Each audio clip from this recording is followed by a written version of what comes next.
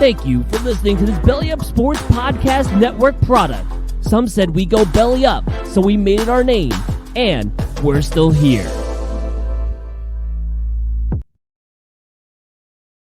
From roommates to co-hosts, this is the Backcheck with Brendan Azoff and Stefan Rosner, your go-to destination for New York hockey and NHL news. And now it's time to drop the puck. Here are your hosts, Brendan Azoff and Stefan Rosner.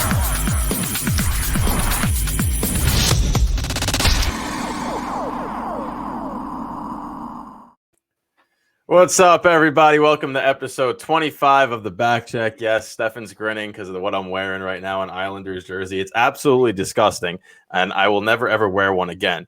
But if you didn't hear in that intro, we have a big announcement to make. Stefan, if you want to take it away. We are joining the Belly Up Sports Podcasting Network. We are really excited for this opportunity. It's been, we've been working hard to get to this point. It's all because of you guys, too, with showing your support, leaving us comments, all that good stuff. But we are joining the Belly Up Sports Network and looking forward to seeing what's in store in the future. Definitely. It's going to be a huge step for us. We're really appreciative of the opportunity, and it's an awesome network. So if you haven't already, go check them out, bellyupsports.com, see what they got. They got a ton of great shows there. But I do have a bet that I have to honor. I did lose in the playoffs to Stefan's team. His team blocked every single shot that went his way. It was absolutely absurd. And we lost 5-3. So now I have never seen this message that I'm about to read. I don't condone anything that I'm about to read, but without further ado. Before I go, I just want to make sure I want you to enunciate clearly, take pauses when you need to for dramatic effect, because I worked really hard on this and I think it's going to be funny. I laughed, but I laugh at my own jokes all the time. So, Brendan, let's dim the lights and let's do it. Buddy, this is an essay. Oh, it's an essay. This is an essay. All right, here we go. I, Brendan Azoff, am loving the way this Islander jersey feels on me. This blue over the Rangers blue every day of the week. Honestly, looking back, Artemi Panarin should have signed with the Islanders, as he may already have had a cup. With the Rangers, the team will probably only get as far as they did in 2014. Oof. That was the year when the Rangers lost in Game 5 of the Stanley Cup Finals. You know, when Alec Martinez scored at 14:43 of double OT. Kings are honestly my second favorite team. Let's be real. Ryan Strome is only good because of Artemi Panarin and Wahlstrom over Loff every day of the week. My favorite thing to say about the Islanders is that you cannot spell Islanders without Anders. Might be the top saying in all of hockey. Bro, I'm cringing right now. I was not expecting the Alec Martinez line. Oh, I know. I thought about that on the drive to work. Is that it? That's it. I hate saying you cannot spell Islanders without Anders. That is the corniest thing I've ever heard. But I will extend an olive branch here. If Panarin did sign with the Islanders, they probably would have won the cup last year. Yeah, I think so. Yeah. I mean, if they got out of the East, they're playing Dallas Stars, and I just think the Islanders would have beat them. But Brendan, I appreciate you holding up your end of the bet there. I know, of course. I mean, but you know why he didn't sign with the Islanders? Because he signed for less money with the Rangers, which makes sense. He wanted the spotlight in New York City. I probably would have done that myself. Yeah, less money. Yes, but spotlight and what he loved what Madison Square Garden was and the Rangers franchise and all that fun stuff. But Brendan, he took less money. I got it. He took less money. You do look pretty good in that blue, and that blue over the Rangers blue every day of the week, right? As you said. And take it in if you're watching. It'll never happen again. Never happen again. Never. Okay, so Brendan, you did your bet thing. We got the Belly Up Sports out of the way. Again, really excited for that. But we got some bad news still going on with the Vancouver Canucks. And it's been tough for them. They now have 21 players with the virus. So positive, and they have the virus. Darren Dreger just said something about them returning potentially at the end of next week. Is that what he said? He said that all plans are right now for the Canucks to get back in action at the end of next week, but it's fluid still. So obviously with 21 players testing positive, that's just an absurd number. But if they have that many players, who knows when they'll be ready to play? I mean, realistically, they only need like 15 of them to test negative to start playing because they have taxi squad members and they could make some maneuverability options that are going to have to happen if they're going to get back in action because you can't have a team miss 2.5, 3 weeks right now at this point of the season. So we'll see. I mean, you look at them in the standings right now. They have 37 games played, and they are, quick math, Steph, 8 points out of a playoff spot, but a ton of games at hand. So you have to think they're going to have to make all these games up. The question is, if it gets worse, they're going to miss more time. How on earth do you do that? You're going to. It's going to be a great question. I really don't know. I think that they're not going to make the playoffs because of their defense anyway, but you can't rule them out. What about all the teams that they have to play them? Exactly. So what do you do here? I mean, it's never happened before. Do you extend the season just for the North Division and delay their playoffs and have everybody else start their playoffs? Because realistically, they won't be meeting anybody else until the conference finals anyway. I mean, the East plays the East, the West plays the West, Central. So do you just delay theirs and have the other teams take a week off? But the other teams aren't going to want to take that long of a break in between games because you don't want to cool off and have a North team come in red hot. I don't know what's going to happen here. Listen, it's not ideal, and what Bettman did last year in the bubble and how it worked out, they found a way, and I assume they'll find a way again. Hopefully, this is it, and nothing gets worse for Vancouver. But at the same time, I mean, if this could happen to Vancouver Canucks, it could happen to every team in the NHL. And this is something we really worried about at the beginning of the year. What if one team everybody gets it, yep, and then it spreads and spreads? Fortunately, this is the only case. But apparently it's like a new strain of the virus. It's not good at all. But hopefully everyone on Vancouver is safe. They get better. A lot of them I heard it's been rough. Like the symptoms have been real rough. So the whole belief of, well, athletes can't really feel the effect of this virus is complete and utter bogus. Yeah, it is. And we're going to take a quick 30-second break so I could take this heinous thing off of me. But when we come back, we're going to talk more about this, Patrice Bergeron, and dive into some other news around the league. Don't go anywhere. 30 seconds. We'll be right back. SUNY Cortland Sport Management is a proud sponsor of the Backcheck. In the SUNY Cortland Sport Management program, students get hands-on training in sport event management and sport media production. The Sport Management Department is the oldest sports-specific major in New York State and boasts an impressive list of alumni, something me and Brendan know a lot about. To get more info about the program, go to cortland.edu/SPM or look up Cortland SPMG on your favorite social media. SUNY Cortland Sport Management, where the tomorrow's sport industry leaders practice their craft. All right, welcome back to the Back Check. We got a comment from Ryan T. Kelly saying the jersey looks phenomenal on UAZ, and thank you. Everything looks phenomenal on me, Ryan. You should know that by now. But I mean, I hope everyone took a picture that wanted that because that's just a sight that you will never ever see again. And this is recorded, so it will live in infamy. In less than 10 minutes, Christian Arnold of NY Hockey Now will be joining us to go over the Islanders game yesterday, as well as trade talk. Brendan, I had an unfortunate circumstance happen yesterday while watching the Islander game. Is watching with my dad, the usual. Power goes out. The whole block's out. They contact us saying we won't have power till 11:30. I can't get on Twitter. I can't text people. The last thing that I saw on Twitter was Beauvillier gets cut by a puck, walks into the locker room. All I heard. No idea what happened. What? Okay, so the last tweet that I got, I think it was Christian Arnold. It said Beauvillier is cut from a deflected puck or whatever it was, and that Wallstrom was headed to the locker room. So I was completely unrelated. I don't know. The power went out. I had no idea. I finally headed over to Alyssa's house, my girlfriend's house. Thanks so much for the invite, Alyssa. She had Wi-Fi and power. Got to watch the game, but I did miss a key chunk of it and whatever happened there. But we'll get Christian Arnold's take on the game last night, trade stuff as well. So it'll be a fun interview. But Brendan, Patrice, you owe her a steak dinner. I owe her much more than a steak dinner. Patrice Bergeron. We talk about it as he's one of the best defensive forwards in the NHL. I think he's proven that. He's got 4 Selkies. What else did he win? Clancy. He's all over the place. He hit 902 points yesterday with a hat trick. For a Boston Bruins team, which we'll get to in a little bit, they have not had the best offensive showcase this season. They're a middle-of-the-pack team where offense is a strong suit. Again, Pasternak's been out. Marchand's dealt with stuff. Whatever the case may be. They've lost players on defense, and they have no goaltending. So it'll be interesting to see what they do at the deadline. But Patrice Bergeron, leader, obviously he's been a leader there, and he gets the job done, gets him to a big win last night.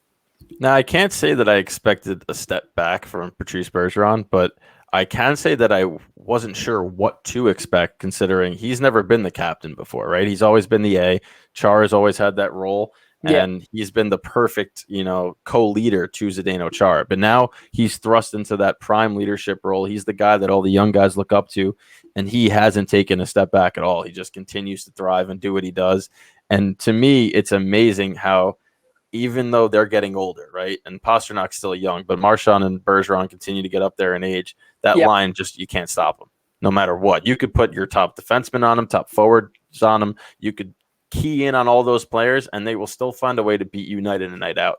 It's ridiculous. Well, the crazy thing is when that line is not in the offensive zone, there's trust that they could play defense. You look at other top lines in the NHL where they just dominate the offensive zone. But very few teams have a player like Patrice Bergeron manning the center where he's just that good in his own zone and he stays out of the box. It's one of those players that's a franchise player that only comes around ever so often. The only player I could really relate to at the same level is Jonathan Toews. And Correct. they both players have won Stanley Cups. Well, no, there's somebody else, and we've been over this before, Stefan. You can never think of this guy's name. It's Ryan O'Reilly. Correct. He's very, very good. He's a Selke winner himself, Lady Byng Award winner. Guy's pretty damn good at hockey. Sean Couturier is getting towards that. He's not at the same level yet, but defensively, he's just about as good as any center in the league. But there's a couple, and no one has been able to do it at the level of Bergeron, thus 4 Selke Awards for him. Yeah, it's been quite crazy. But another player who's pretty good in his own zone, scores a lot of goals, is Blake Wheeler. And he's out indefinitely with the Winnipeg Jets with concussion-like symptoms. He will not travel for his 5-game road trip beginning at Montreal Canadiens tomorrow. That's tough. He's got 10 goals and 20 assists in 39 games, and Winnipeg is in second place right now in the North. That's just a big loss. First off, again, a leader, and with concussion-like symptoms, you never know.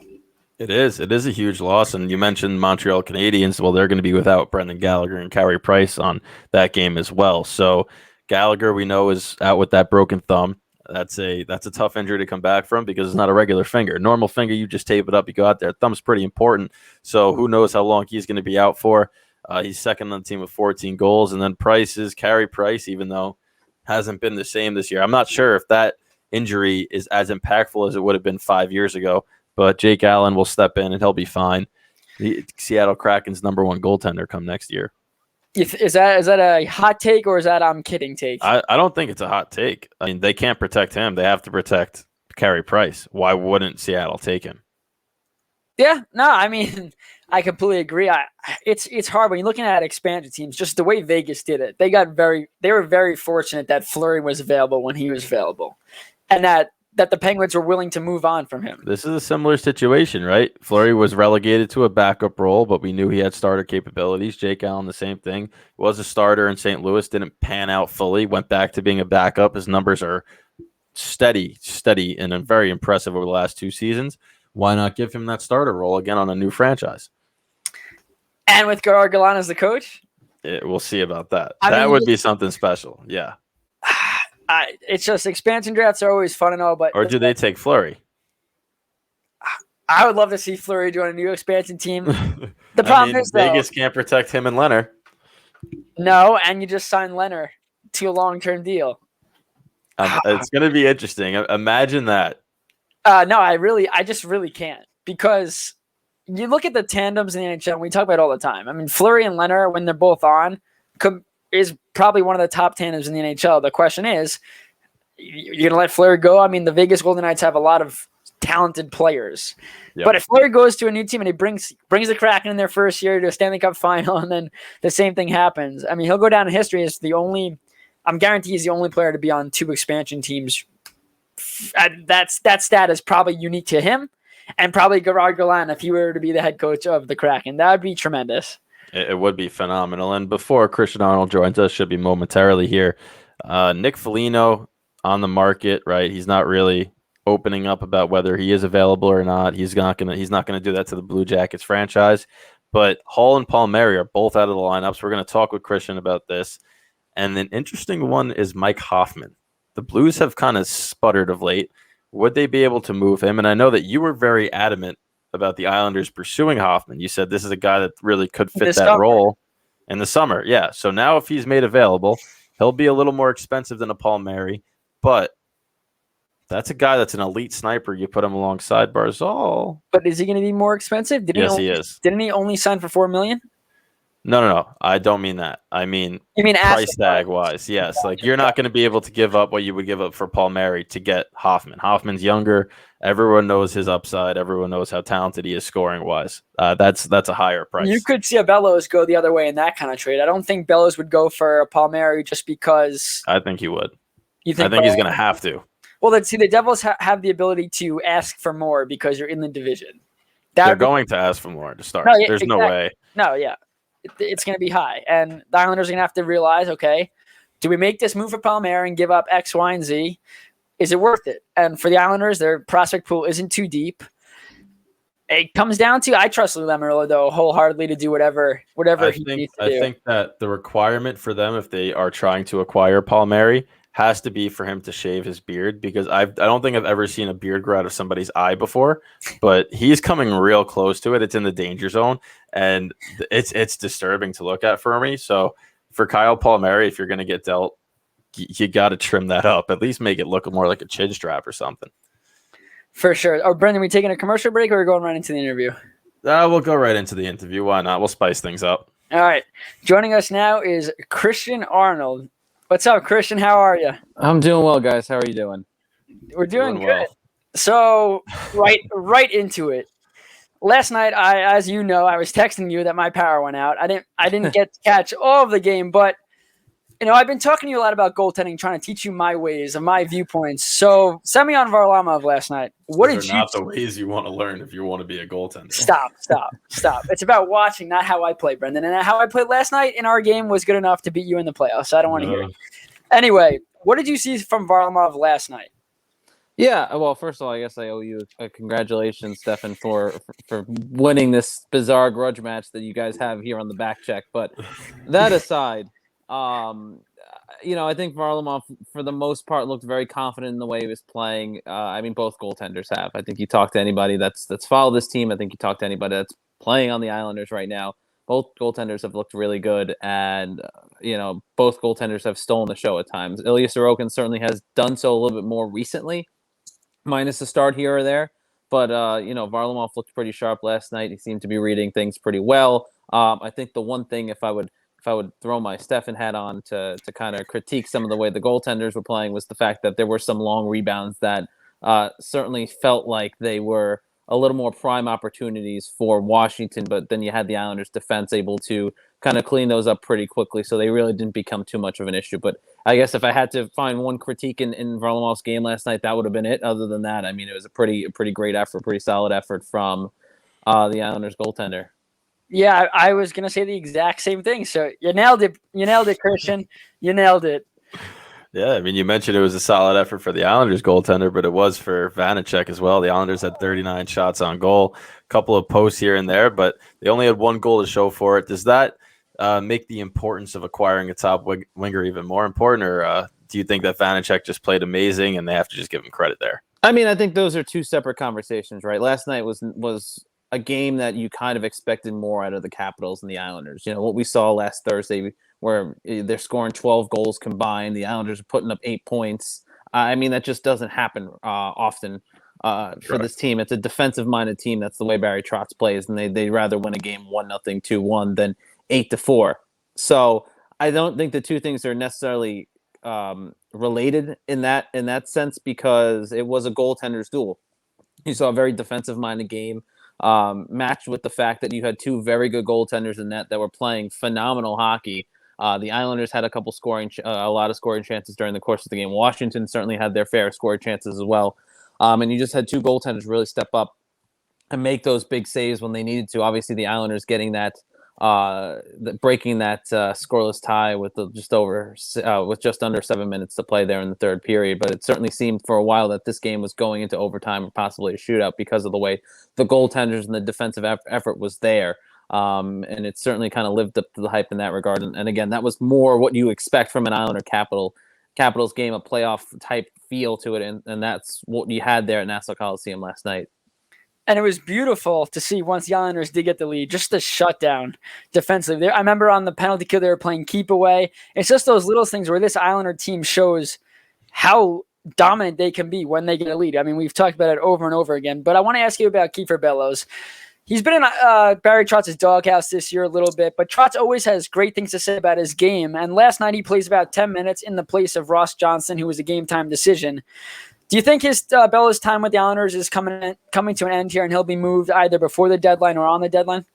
I think it'll depend on what kind of trade we're talking about here. I know just from jumping on a few seconds ago, I heard you guys talking about Kyle Palmieri. I think it'll depend on the package and the player that the Islanders are looking at. If you're talking about a Kyle Palmieri, I don't necessarily know if a Kiefer Bellows is in that deal. Nor do I think maybe he should be, considering what you're getting in return. And I think it's pretty evident where I stand on the Islanders getting Kyle Palmieri and how good it would be for them. But I don't necessarily know if you give up a Kiefer Bellows type prospect to do that and think that that's a good trade. I don't necessarily know where the Islanders stand when it comes to Bellows. I think that you look at how he started the season and where he's been right now. It's tough to say that he's necessarily in the same standing when he was coming out of training camp. I think Barry Trotz trusts his game. I don't think that that's kind of just coach speak, that he's trying to say some good things while saying some negative things too. I think he genuinely believes that Kiefer Bellows is going to be a key part of the Islanders going forward.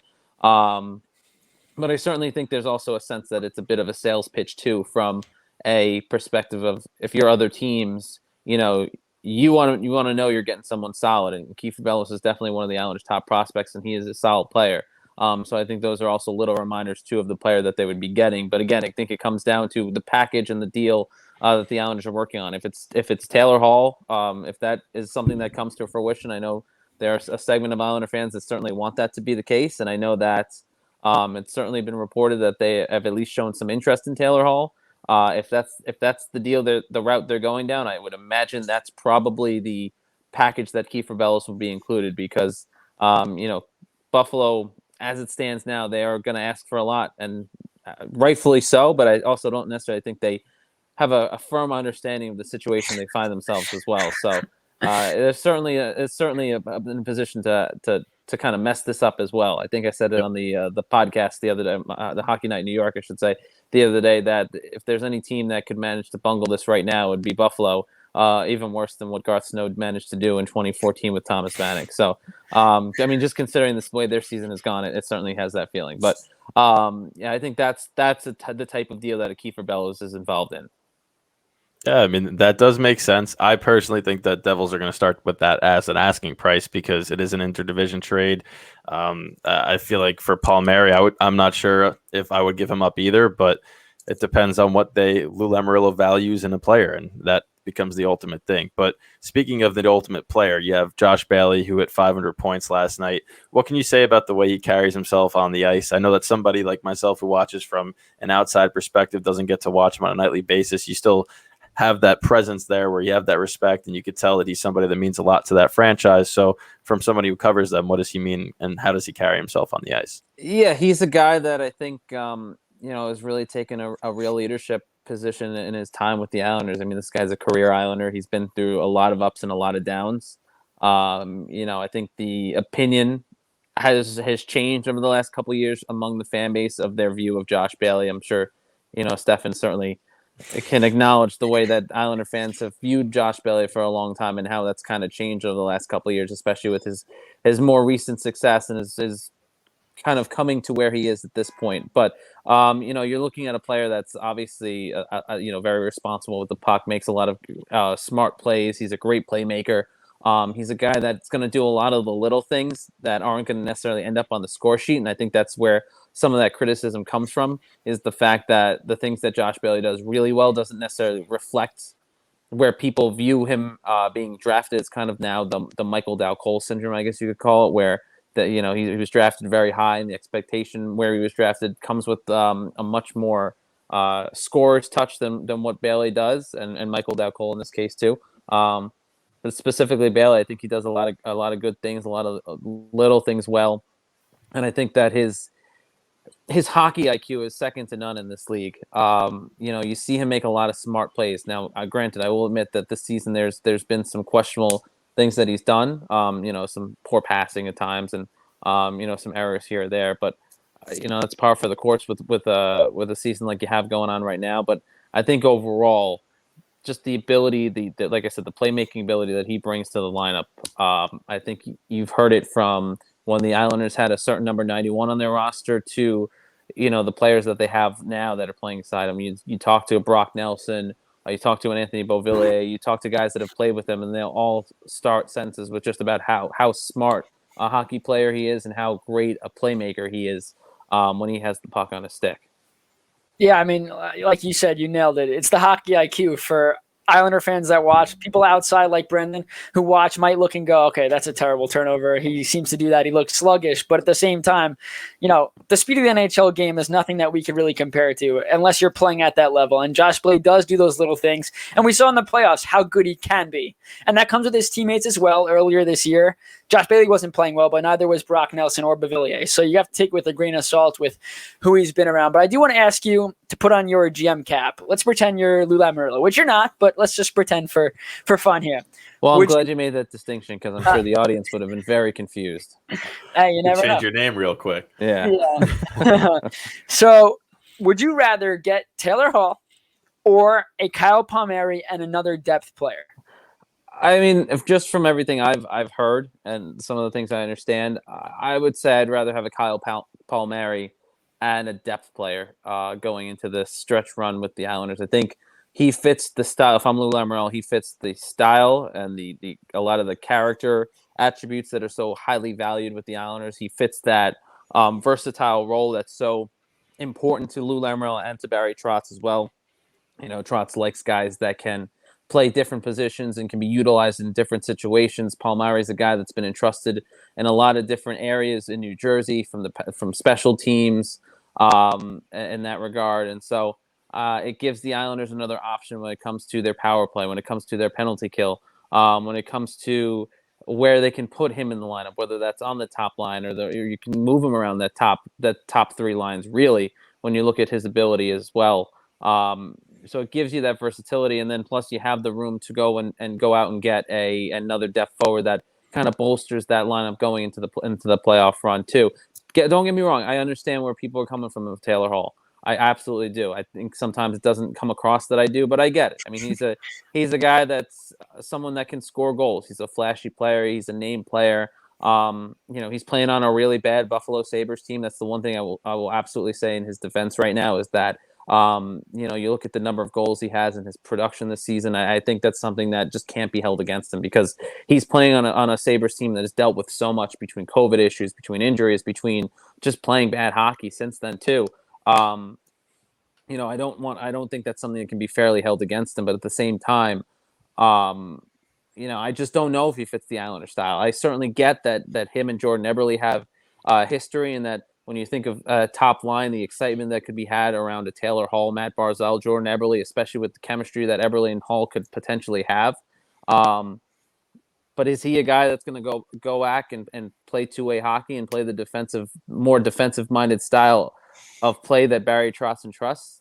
It's a question. Is this the time of year where you really want to play that game, especially the way that the East Division is, and that on any given night you can go from first place to fourth place like in the snap of a finger? So that's kind of my hesitation. Like I said, when you look at Palmieri, I think you know what you're getting. I think the versatile quality player that you're getting, character player I should say, that you're getting when it comes to Palmieri, and then giving you that ability to make that secondary move as well.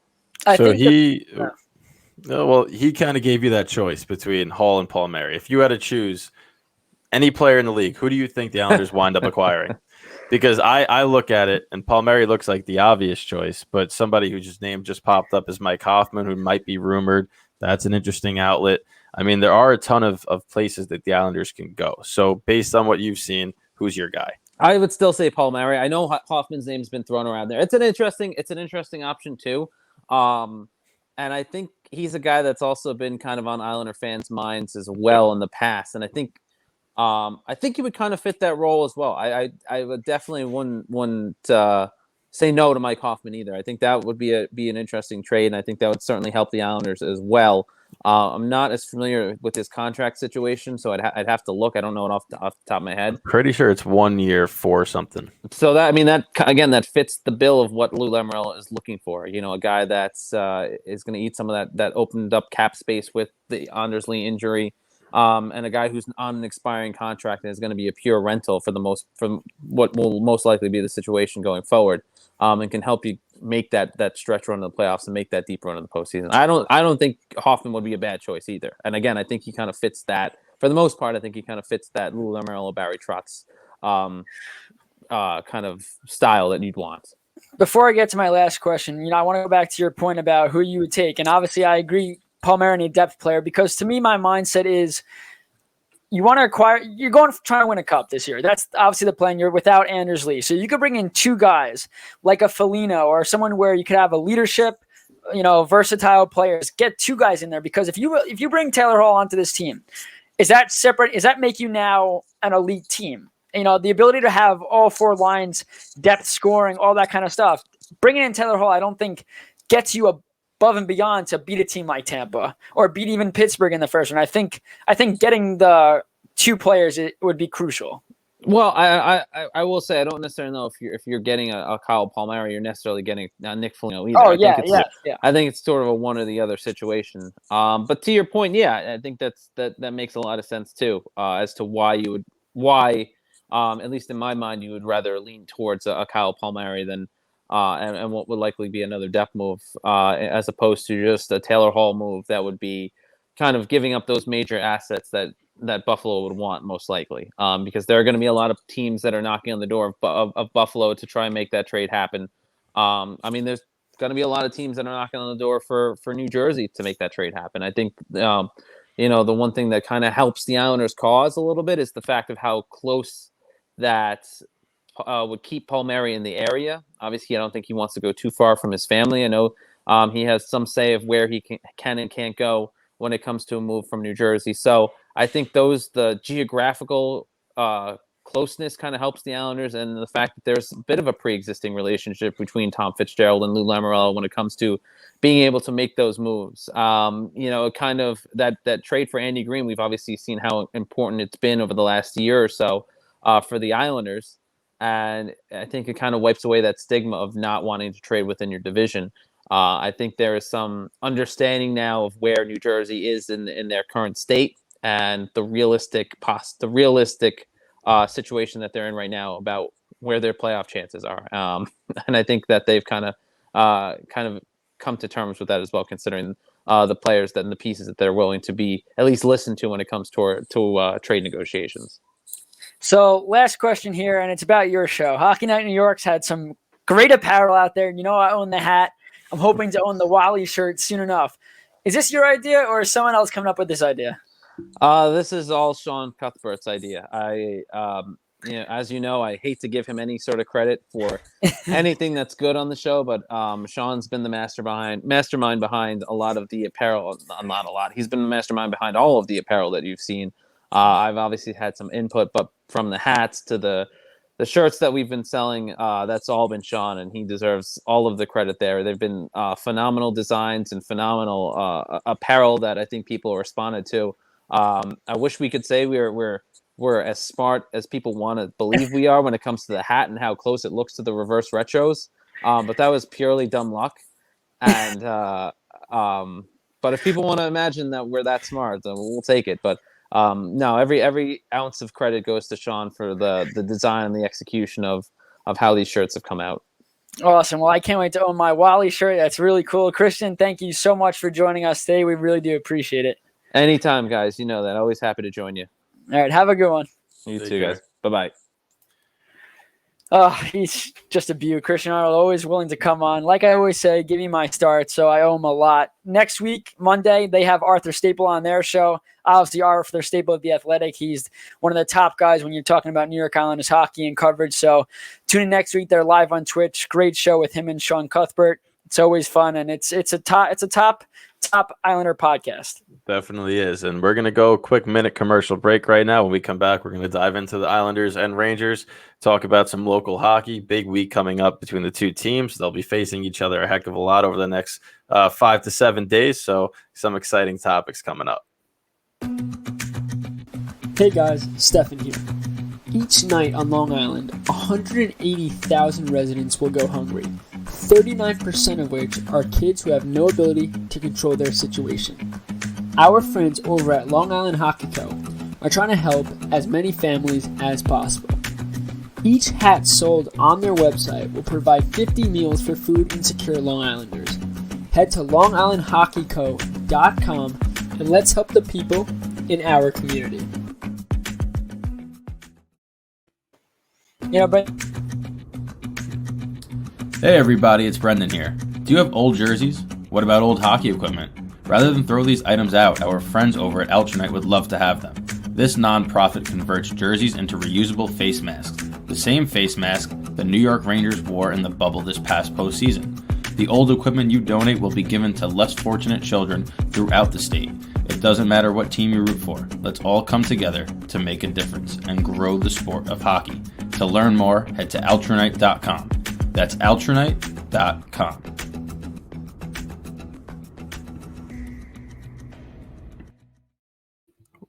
What were you going to say, Stefan? I'm sorry, I forgot we were playing two commercials there. No, I remembered that you were wearing an Islander jersey to start this episode, and it makes me happy.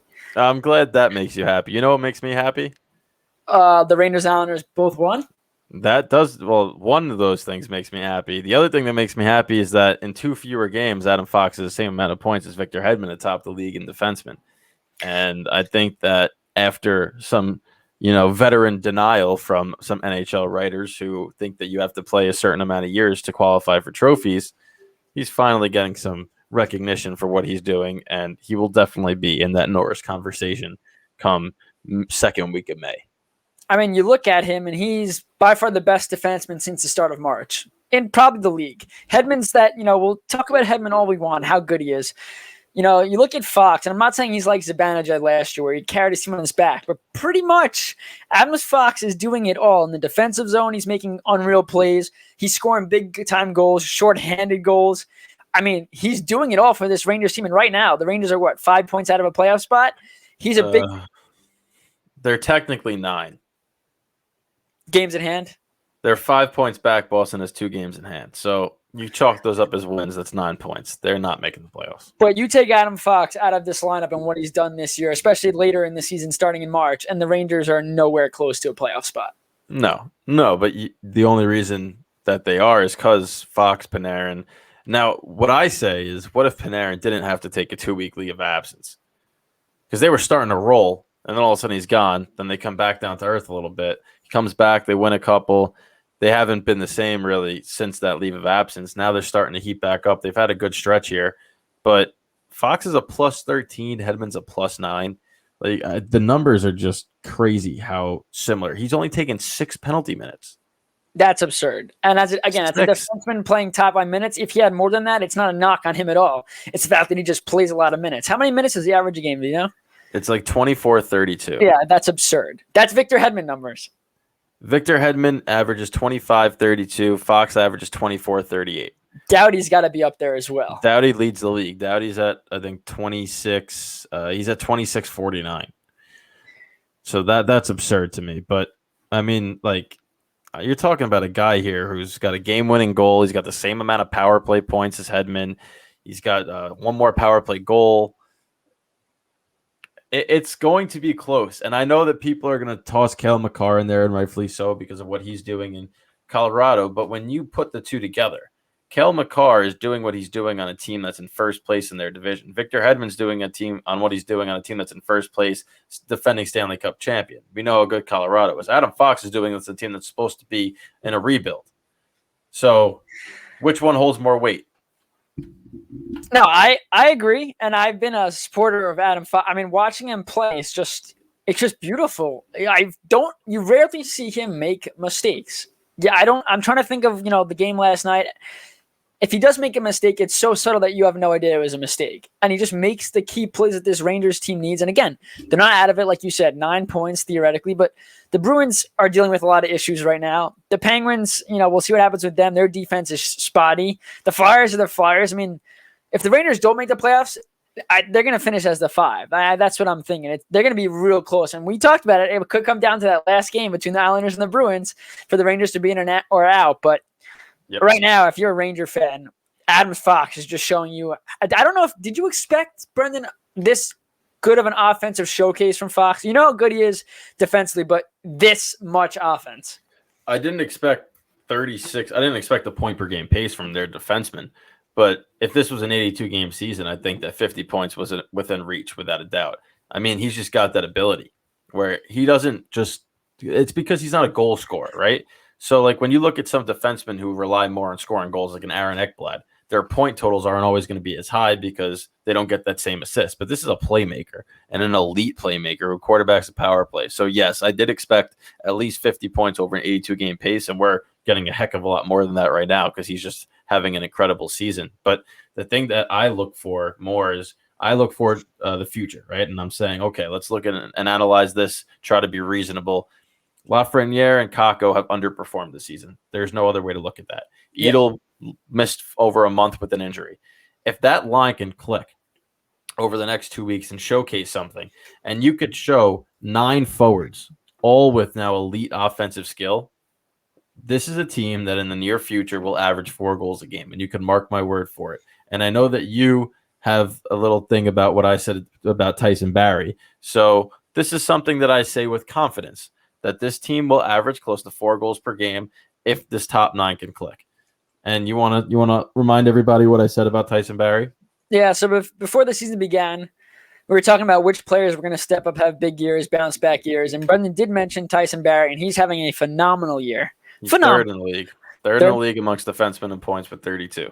So Brendan is a psychic. Again, he had the Blackwell dream with Blackwell scoring, which now he can take advantage of with the new betting type stuff. But anyway, from the Rangers to the Islanders. So obviously the Rangers had a big win last night, 8-4, correct? Yep. And the Rangers are showing, like you said, when they go against bad defenses, look what happened in Philly. They pretty much, you broke them. You broke them, you battered them. I mean, you abused them. Quite frankly, you did. You took advantage of every mistake they made. The Penguins make their mistakes. The Rangers are capitalizing. And that's, again, when you go to the playoffs, I know we spoke about this, Brendan. The Rangers offense is going to be as elite because teams are going to focus more on defense. The teams that have defense. And the thing that's impressive is it was 8 goals on 25 shots.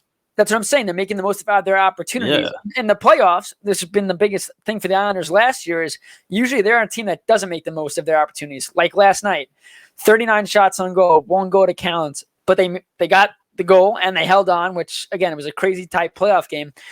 But the Rangers are starting to make the most of their opportunities. And if they finally get into the playoffs, a team with confidence, especially if they go into the playoffs, it's going to go in on a positive note. They're going to have had to win a lot more games than they've lost. And teams are dangerous. There's no hiatus, no break. If you're hot going into the playoffs, that's where you want to be. And if the Rangers are going to make the playoffs, they're going in hot. Yeah, I mean, they have to. They have to. And everyone wants to look, right, and compare. Say, oh, they have to do this while the Bruins do that.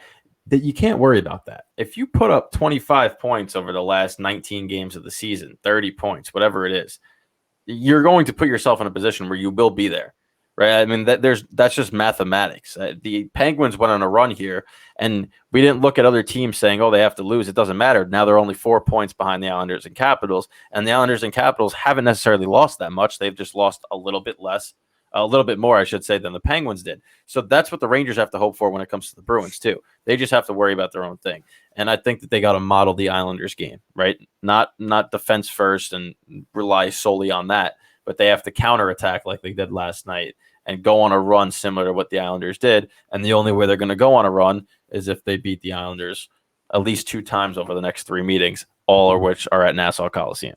Yeah, so the Islanders play Capitals again. No, excuse me. They play the Flyers Thursday, Rangers Friday, Rangers Sunday. It's going to be a heck of a weekend. But last night, I don't know how many times. I think Eberle hit the post or the iron twice. They hit the post crossbar 3 times. They do get the win. And Brendan, they are now 16-1-2 on home ice. They're due. 16-1-2. I mean, that's unreal. It's unreal. It's what a way to send out the Coliseum too. Now we just need a cup and we're all dandy. I mean, everyone wants the cup. I wanted a cup for a little bit too, Mr. Bringing up Alec Martinez, but we'll see. I just hope for your sake that they don't have a crazy home season this year and then move to UBS and just don't have that same advantage. They should take the ice and just bring a piece of Nassau Coliseum. I know it's gonna replicate the lower bowl and all that stuff, but the importance of winning at home, it's just huge. It's so important. And then the biggest thing for the Islanders is trying to knock the Caps and get in the top seed. If they're a second seed, they'll be home as well. But you just look at it as, for the Islanders specifically, they haven't been terrible on the road. It's just, 16-1-2 at home. You want that home ice advantage. And wins like yesterday are huge come to the end of the year because you didn't give the Caps a point. That game could, like Christian Arnold said, that game looked like it was going to be an overtime type game. Who knows? Could have been a shootout, which we hate to see come down to, playoff stances. But the Islanders found a way last night. They get a late goal by Brock Nelson. They hold on. And that's a huge 2 points to tie themselves with the Caps atop the division. And then they go into a really important weekend here. They really do. And for the Islanders, I think that at this point, playoffs are a matter of seeding. They're not a matter of if they're going to make it. Yeah. And we stressed how good they are at home. So the importance of them finishing in one of those top two spots is paramount.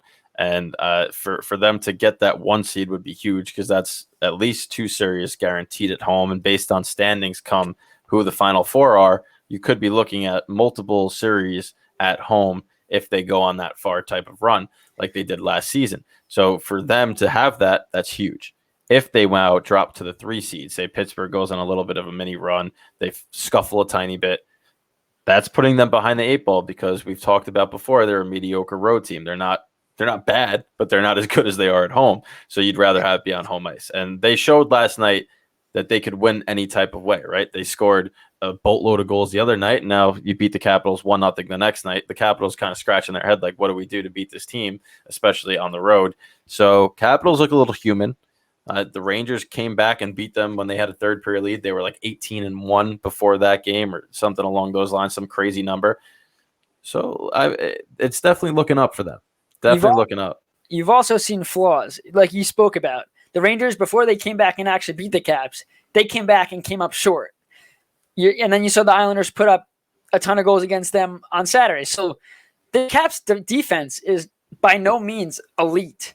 They got great goaltending when Samsonov missed a lot of time with COVID. And the question was, what are they going to do? No Lundqvist. What are they going to do? And Vanacek has been just superb. Last night he made an unreal save with his stick. Granted, a lucky save, but a save nevertheless. And he's been a Samsonov though. No, exactly. But Vanacek held down the fort when it could have gone real ugly for the Caps if he didn't play well. But you look at the biggest thing from the win last night, and it's the play of Varlamov. He stops 39 of 39. He gets his 4th shutout, 2nd in the NHL. But over his last 5 or so games, he has not looked as sharp. I don't know if it's fatigue. Early in the year, he played the boatload. I think he started 16 or 17 of the Islanders' first 20. Again, Sorokin was trying to get used to NHL way of life, the style. Now it's been more of a 50-50 split. If anything, Sorokin might be playing a little more now because of how good he's been. But you wanted to see Varlamov not just be good enough to win because he's done that. And his stats are great. Don't get me wrong, but stats don't tell the whole story. Yeah. But last night was one of those how good Varlamov can be. He was dominant last night. Everything was on point. Again, rebound control here or there wasn't really good, but the confidence was there. No weak goals, no goals allowed. And he even looked better than what Varlamov looked like to start the year when he started an impressive run to kick off the year. And for the Islanders to be dominant, we talk about tandems all the time. If Sorokin can be showing that he's the true number 1 in the future sooner than maybe people think, and Varlamov's that good as well. You saw in the playoffs last year when Varlamov struggled, they went to Grice in a Game 7 against the Flyers, and he shut him out to go to the Eastern Conference Finals. The ability to have 2 goaltenders in a defensive-minded system that you could throw out against any opponent is crucial. Last year in the second half, Thomas Greiss was terrible. Varlamov had to be good for the rest of that half of the year.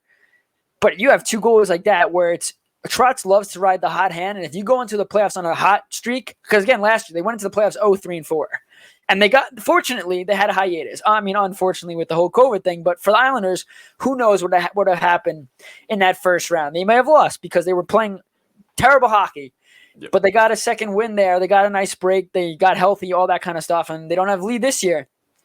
But to go into the playoffs hot, to have two dominant goaltenders, I mean, that's just how you're going to have success. And there's no, it's not a Vasilevsky type of thing where he's your true number one. He's going to play every single game. It's the fact that you have two dominant goalies in a defensive-minded system going in on a hot streak. That's a dangerous team to play against. It is. And you just touched on something that's very interesting. You talked about how Greiss and Varlamov kind of interchanged in the postseason based on who was struggling. Both were veteran goaltenders with experience. Now you have Sorokin, who's not a veteran goaltender, and I'm not saying he's going to struggle by any means, but that's a different stage, right? If he gets called upon in a Game 7 to come out, will he have some jitters, right? It's a unique circumstance where the Islanders have had tandem after tandem after tandem be successful. Now you're having a new type of tandem where you have a rookie and a veteran. So who do they go to in the playoffs? If one's struggling, can Sorokin come in or Varlamov come in and be that shutdown guy? And if it is Varlamov who's struggling, can Sorokin do that in the postseason and not amount to the pressure? Now there's fans, right? There's going to be fans in the postseason. It's a different type of animal, especially if Game 7 winds up being on the road. Yeah, so, I mean, the biggest thing for what you just said is there faith in Sorokin? Now, we still have time left in the regular season to determine that, but Varlamov's your number one. And I expect Varlamov to start in the playoffs. I don't expect Sorokin to play unless need be, especially if Varlamov can get back to his form and there's no hiatus, you ride the hot hand. And if Varlamov's going to play like this, he's been your number one all year, and he's shown in the playoffs last year as well how dominant he can be. But like you said, the biggest thing is if he starts to struggle or fatigue like we saw last year, it's not a veteran that's been – remember, Greiss came up huge when the Islanders beat Florida to advance back with, John Tavares' overtime winning goal, that crazy stuff. But that's a veteran guy that's been there, a veteran guy that's come up big for his team. The faith is there that he can get it done. You have no idea what the big stage, KHL playoffs is not the same. And again, this comes down to how crucial home ice advantage is, because if Sorokin's got to come into a game and he's got the Islanders faithful behind him, so much more faith in that than if he's on the road in a packed arena where he's getting booed and the pressure's on. Definitely. And it's going to be interesting to see. Like I said, I'm not knocking Sorokin here and saying he's going to struggle. I think that it's a unique opportunity for another team to potentially take a stranglehold on a series if Varlamov starts and all of a sudden Sorokin has to come in. Listen, we saw his first start of the season against the Rangers, right? The Rangers exposed him. Since then, he's been great. And if that happens again in the postseason, does his confidence get knocked, right? If he has one bad game, does he get a little rattled, he's young, right? It's his first NHL stint. So we will see. I think that if there is a possibility of the Rangers creeping in to the postseason, it's going to come against the Islanders. And will we finally get that Sorokin versus Shesterkin match where it could determine a lot, right? I'm not talking about the Rangers and Islanders in the postseason. I'm talking about the next – they play each other 5 more times. That's going to be a huge determining factor in the Rangers' run, or if it's going to be another disappointing season. Yeah, so we do have a fan question, which I'll get to pretty quickly. Sam Ritter, 81, are the Islanders looking to add another forward at the deadline? If they don't, Sam, they're in big trouble. I mean, that's all I'll say on it. They have no choice. You have Anders Lee not here, and while the Islanders have survived, for sure, you can't go up against a team like the Lightning and expect to outscore them. You could, you could play reliable defense. We saw last year, how much talent the Lightning have. The Islanders' defense can be so great and all, but if the Islanders can't score against them, and the defense can only do so much. Yeah, that's quite frankly. The Islanders have to score a little more if they can. They got to get a forward. Hopefully they get 2. And you talked with Christian Arnold that if they get a Palmieri, they have room to go get another depth player. Whoever that may be is still unknown. Palmieri seems like the top priority right now. So I think if they don't add a forward, either it was a dream and you didn't wake up yet and it's not April 12th, or Lula Merlos has to retire as a GM because the bag's out. Islanders need a forward. They need to counteract the Anders Lee loss. It's pretty much clear cut. If they don't do something, Brendan, that's a serious problem. Yeah, they have to. And they don't necessarily need to change a lot about this team, but the one thing they need is some more scoring help. And every team that is looking and has serious cup considerations and thinks that they're contenders adds at the deadline. It's just you have to do it, right? It's been the way of hockey forever. If you don't think you're a contender, you sell and you get the future. If you think you're a contender, you buy. And for the Islanders, there's 3 or 4 options out there that could help them. One of them has to wind up on your team. And if it doesn't, that is a failed deadline. Yeah, like I said, the bag's out. I mean, everything I've heard from sources to everybody covering, it's the fact like the Islanders are in on Palmieri. They're one of the few teams. They've talked about Taylor Hall. Foligno was a guy I have follow now on the Kings who plays the top line there. Yep. You can use him as a depth guy. I got into an argument with somebody on Twitter over that, and I just, you know what? We have a couple minutes. Let's get into it a little bit. He was saying, I forgot the man's name, not important. Iafallo is more than a depth forward on the Islanders. He wouldn't be a depth player, and he would cost more than Palmieri. First off, Iafallo is 27. Don't get me wrong. He's playing on the top line for the Kings. Look at what Pajot did. Pajot was on the top line for the Senators. He came over. What did he do? Bottom 6. Now, I know how the Islanders do things. It's not 1, 2, 3, 4. That's how they play. They roll all the lines. Everyone has their own job to do. Don't even go by numbers. They should just have their own whatever. Yep. So if they get Iafallo, he's not playing on the top line. He's probably not playing in your top 6. He'll play alongside Pajot and Wahlstrom. That's not a knock on him, which was I was trying to tell this gentleman. He just wasn't understanding, is that it doesn't matter what their role is on a different team. This is a completely different ballgame with a Hall of Fame general manager, a future Hall of Fame coach, and a system that works. If Iafallo comes to the Islanders, he is not going to be in your top 6. I'm going to call it right now. Now, if they want to re-sign him, the Kings have been openly talking to him about a contract extension. He's a good young player, really strong player for them. I think he fits what the Islanders want. Doesn't mean they're not going to go after him, but he's not playing in your top 6. But again, they will go out and get a forward, and if they do not, bad Lou. That's just the end of the day for that. It's just bad. Yeah, we'll see what happens. I mean, Sunday's episode, right? Or Monday, whenever we release it, we're going to have a lot to talk about regarding the deadline because things are going to start to heat up this week. And you could just kind of feel it. You can feel the tension around the league with people starting to get benched, right? And scratched because they know it's going to happen. Buffalo, I'm just so stoked to see what kind of fire sale they're going to have. They're screwing it up. There's 2. First of all, how funny is it that Eric Stahl in his first game with Montreal scores the OT winner? It's like, what have you been doing in Buffalo this whole time? How bad of a situation is that these guys are just going to all start to go off? And one thing Christian Arnold said when he was on is Taylor Hall is a goal scorer. I feel like he's not, right? I think that people consider Taylor Hall a goal scorer because of his Hart Trophy season, but realistically, he's always been more of a playmaker. I mean, we're talking about a guy who's openly said he hates going on breakaways because he has to make like that decision. A goal scorer likes going on breakaways. So would he be a fit? I'm not entirely sure because if you are looking to acquire somebody to play alongside Barzal's wing, you need a goal scorer. And I think that's an interesting element to that as well. So he will go somewhere and he will play much better than he has on Buffalo. Now, listen. Is he a bigger goal scorer than Leo Komarov? No, yes. 100%.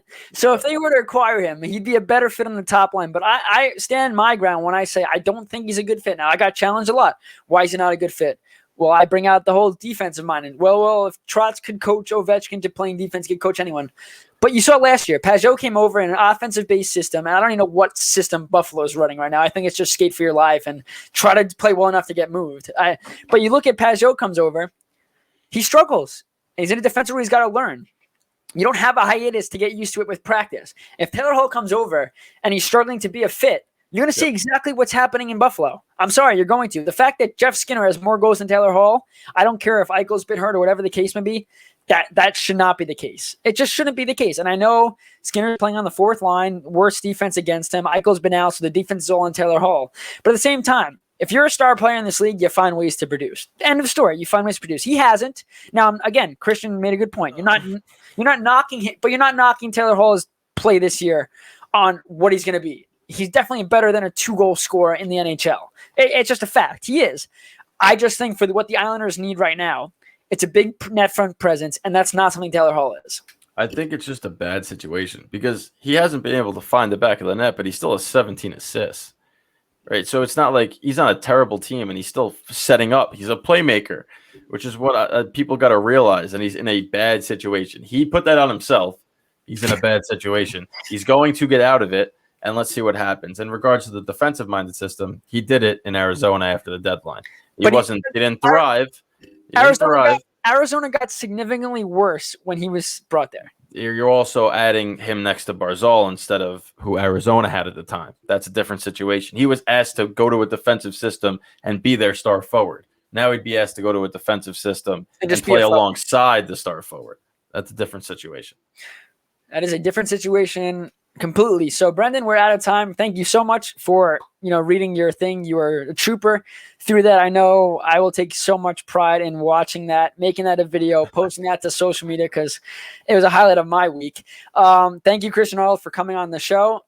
Belly Up Sports, we're so thankful to be able to join your network, and we can't wait to see what happens there. We'll have a new episode out either Sunday or Monday, so stay tuned, guys. Brendan, how many days away are we from the deadline? 5? No. Well, I can't do math. It's Monday. All right. By the time we release this episode, it'll be 4. So, everybody, thanks so much for the comments, as always. We'll see you guys, or we'll talk to you guys on Monday or Sunday. I don't know. We're all over the place. Brendan, take it away.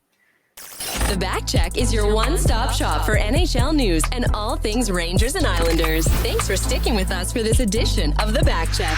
Follow the show on social media at Backcheck Pod.